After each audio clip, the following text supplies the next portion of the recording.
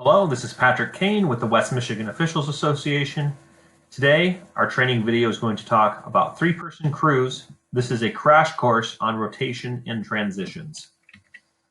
There are two main types of rotations I'm going to talk to you about today. That is rotations during a play, and then rotations after a foul call. In this picture here, this is meant to depict the ball being moved around a play and how the rotation of a crew will happen when the ball is moved across and the lead needs to move across the paint. In this example, the lead mirrors the ball.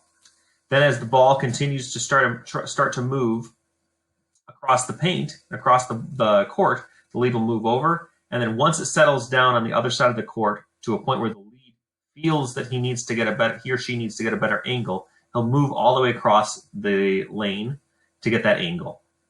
This is the lead forcing the rotation. When this happens, when it's appropriate to do so, the center will move back into the new trail position, and then old trail will move into the C position, rotating in a triangle, and just will rotate across.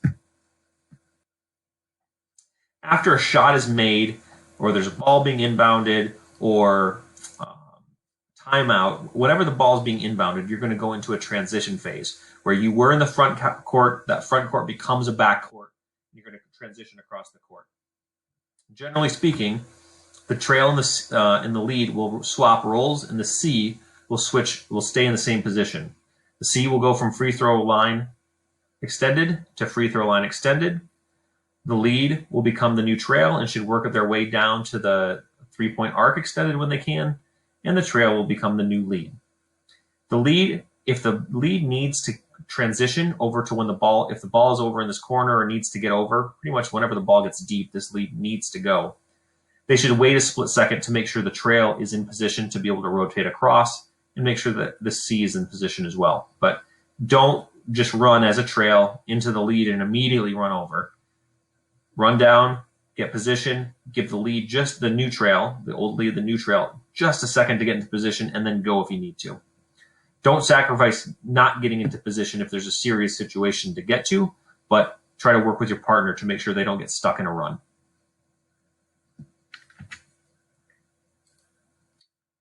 The other thing that can happen is sometimes you'll get stuck in transition. And what that means is the lead may have transitioned as a shot goes up, and the center and the trail may not know which way to go. So as they sort that out, it's important to know that the official, the new trail, as they run, is able to flex. So if the C and the lead get screwed up, and one is in one area, one's in another, you can help them out by flexing behind the play. This will happen every once in a while, and it's pretty normal, especially with new crews that don't always work together. Not a big deal. Just know that after you get behind the play, it won't be a big deal for you as trail if the C and the lead are screwed up to move over. If you ever run into a situation where two C's happen, where no one has taken the spot of a lead, you may need to bump the official. And I don't mean actually physically bump them, but you're going to want to run down, you're going to want to clap your hands and try to get their attention so that C will see that you're behind them, and then they can move into the lead position. This is not a normal occurrence, and you don't want this to happen, but it can happen, and it's important to just realize what you should do in that situation. Transitioning with subs is an important piece to talk about. In a situation where there's been a made basket, a foul, or a timeout, and the ball is being inbounded and the officials are going to transition, the T, the trail, who's going to become the new lead, if they're close to the table, they hear the sound or the horn sound, or they see that they're subs, they should blow their whistle, they should put their hand up, stop the clock, make sure that the C sees it, and then they should release to the C. So as soon as the C sees that they're subs, they're going to motion to the C, you take these subs. The C will then put their hand up, wait and beckon the subs in, and then signal to the other official that they're ready to go. That will release the trail to become the new lead. Similar situation in free throws, especially on a second shot. It's possible that the C will know that there are subs coming in, but their C has a lot that they're focusing on. So on a second shot or last shot, the trail should be monitoring to see if there are subs, or as they turn to go in the ball, if the ball hasn't been inbounded after the last shot, it was a made basket, they should stop and beckon for the subs, and then they should release that to the C because you're going to be in transition going the other way. So the trail has an additional role in the free throw coverage to monitor for subs and help out. And again, as soon as the C acknowledges, the C should post the stop the clock, hold, get the subs in, and then release to the L when they're ready to go. This is a reminder, it's been talked about in other videos. All officials should be signaled before the free throw how many free throws are about to come to ensure that no one's confused and no one has bad information. If one of the three officials is confused, it's very possible some of the players are confused, coaches are confused, and the table's confused. It's important for all the officials to be on the same page about how many free throws we're about to attempt. Now we're going to talk about foul rotations, and I think this is the one that gets people most concerned about after they get the normal rotation of the lead or the C forcing a switch. Foul rotations, the easiest thing to remember, the way we're working on this now in Michigan, most of the time, whichever official calls the foul, they're going to go report the foul, and they're going to become the new C, or at least move away from the table and coaches. The reason that after you report a foul, or after the person reporting the foul is going to move away from coaches, is to try to get the official away from the coaches, to not have to listen to any complaints, questions, and just it reduces the risk of situations.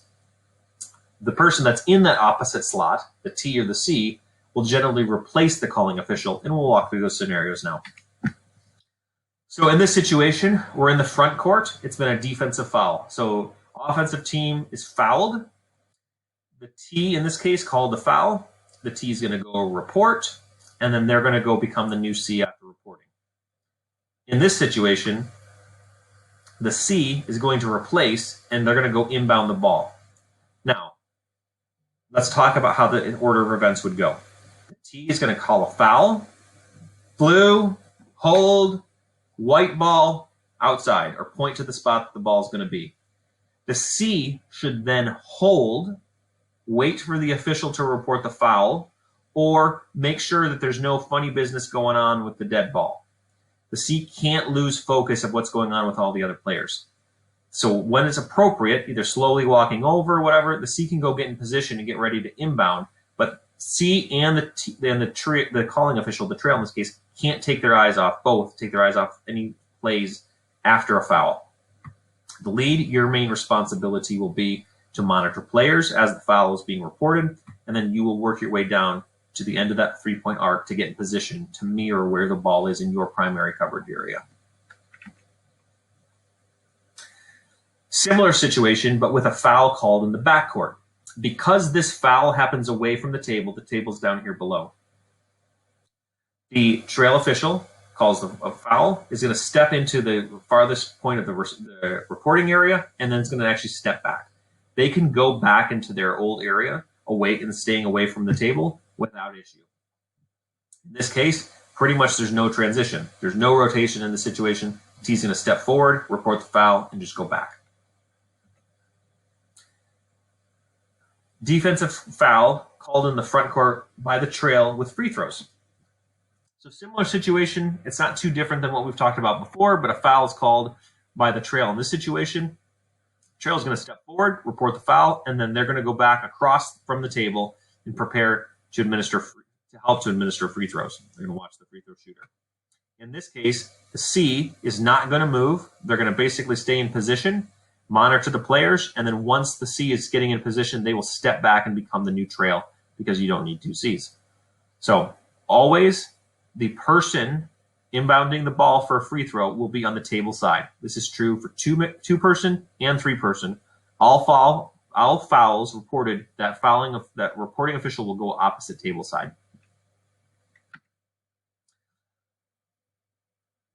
Similar situation. This is basically the same exact scenario, but with the trail being on the opposite, the foul being called on the opposite side. So the trail calls the foul, goes to report, then will become the C. In this situation, the C is going to rotate across. Again, watching the players. When there's a player or team control foul, meaning that we're going to go the other way, if it's called in the front court, on a throw-in, this is what's going to happen. So whistle here, we're going to be going the other way. So offensive player pushes off, they're going to lose control of the ball. So it's going to be tweet, offensive, or either player control foul or illegal screen, whatever it is. That official is going to signal. They're going to tell the other two officials what's happening. They're going to go report, and then they're going to go the opposite the table and get ready for the inbound. The lead, old lead, will become the new trail. They're going to inbound the ball. The C just swaps position on the other side of the court. Okay, now we're moving into when the center calls things. So if there was a defensive call by the center in the front court, so foul down here, as it very much mimics just like we talked about before. C calls the foul, going to go report. They're going to trade with the trail in this case. They're going to stay the C because the foul is going to be inbounded. The ball is going to be inbounded nearest the foul, so it's going to be on the same side that the foul was called. The old trail will become the new trail, inbounding the ball, and the lead is just going to switch positions to mirror where the ball is. Whenever the ball is inbounded on any sideline, the lead will need to be on that sideline to inbound the ball. Primary reason is that's where the majority of the players are going to be. If we have a defensive foul called by the center in the front court where there are free throws, very similar situation, not too many dissimilar things happening with the trail and the center official making calls. That center official is going to step out, and then they're going to report the foul. Then they're going to step back in.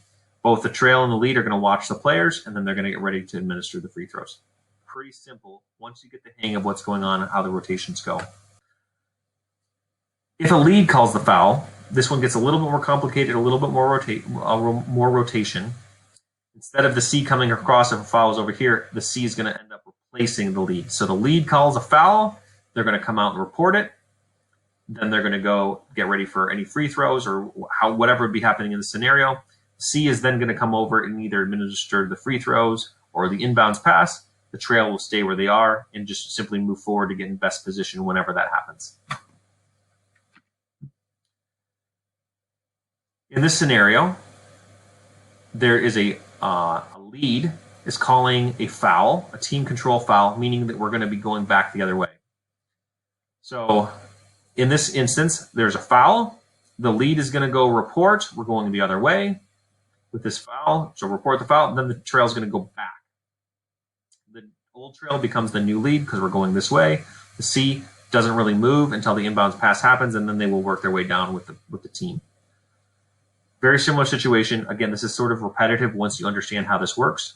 All of these examples, if you want to study them a little bit more, are on the MHSAA officials basketball officials manual online. Similar situation with the lead. If the lead is on the table side, the lead's going to go out report, then they're going to become the new C. And the reason that they're not staying as the inbounding official or whatever's happening is because the ball is going to be inbounded on this side. So we don't want to keep that official table side, so they're going to go opposite. The C is going to replace them. The lead, the old trail is going to become the new lead, and we're going to start heading back the other way. This was a crash course. This takes practice.